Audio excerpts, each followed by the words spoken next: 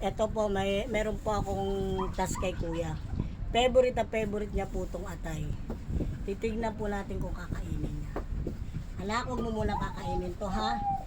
Huwag mo muna kakainin to. Hintay mo muna si mama ha. Hugasan ko lang yung plato mo tsaka lalagyan natin kanin. Okay? Kiss na. Huwag pakikialaman to ha. Tingnan po natin kung kaya niya sundin at kaya niya tiisin.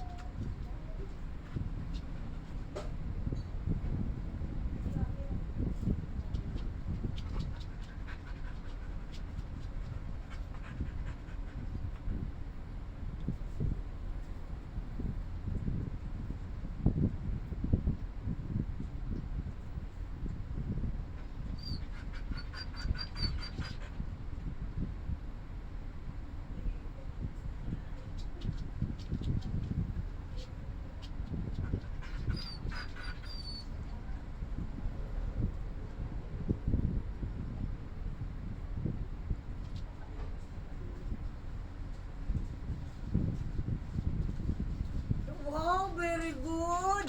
Buo pa rin talaga, pinantayan lang ah. Ang galing ng anak ko talaga. Nakita niyo po ba yan? Hindi niya po pinakailaman, wala pong bawas oh. Very good oh. Very good talaga.